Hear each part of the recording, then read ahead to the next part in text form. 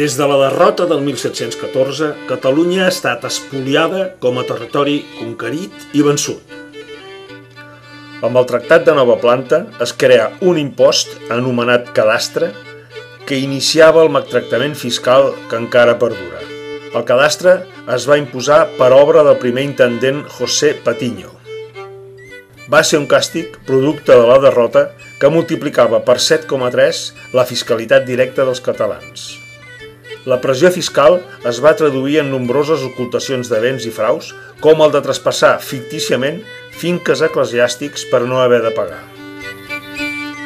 En un moment de desfeta econòmica i demogràfica, Catalunya va ser gravada amb 1 milió de pesos castellans i es va aplicar manu militari amb empresonaments, segrestos de béns i d'altres.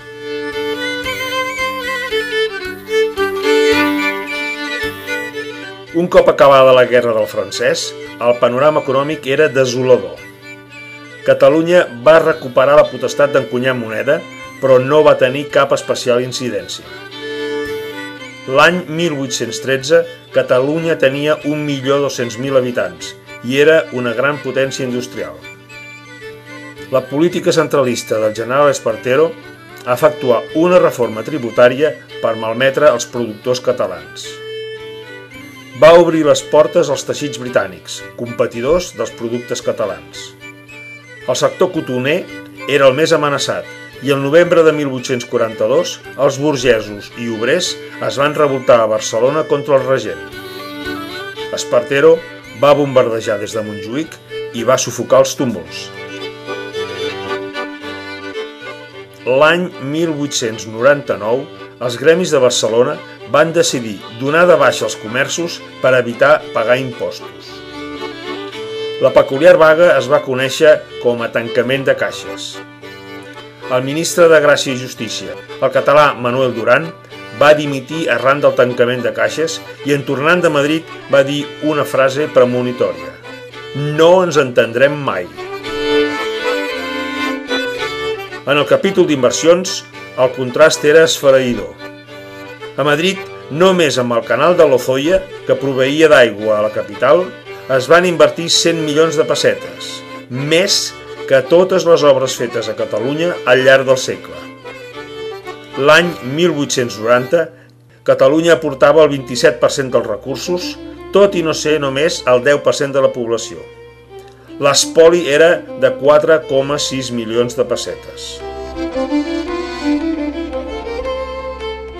A principi del segle XX, Catalunya era la fàbrica d'Espanya, però l'espoli seguia ben viu. L'Estat recaptava 250 milions de pessetes, dels quals només en tornava 19. Tot i amb això, la Mancomunitat de Catalunya va potenciar molts serveis i crear obres hidràuliques, ferrocarrils i d'altres. La Segona República no va comportar una immediata millora del finançament per la demora en els traspassos de competències. El règim franquista va instaurar l'autarquia. Es van traslladar a Madrid les seus socials d'empreses catalanes. La dictadura, que havia volgut que Catalunya s'especialitzés en la indústria textil, va haver de transigir en el desig de la Fiat d'instal·lar la factoria Seat a Barcelona. L'any 1951, el Consell de Ministres va aprovar una pujada dels preus dels bitllets de tramvia a Barcelona de 20 cèntims, mentre que a Madrid es mantenia el preu. Això va provocar un boicot contra els tramvies que van començar a anar buits. El 4 de març, quan el Barça jugava al seu estadi i van caure fortes pluges, ningú va agafar el tramvia. No va quedar més remei que restablir les tarifes anteriors. El governador civil i l'alcalde van dimitir.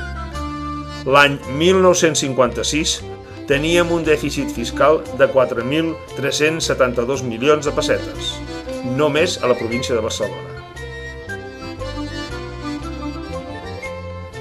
Amb l'arribada de la democràcia vàrem pensar que això s'esmenaria, però Adolfo Suárez es va encarregar d'implantar el Café para Todos, que ens ha dut a la situació actual amb un espoli fiscal de 16.000 milions d'euros.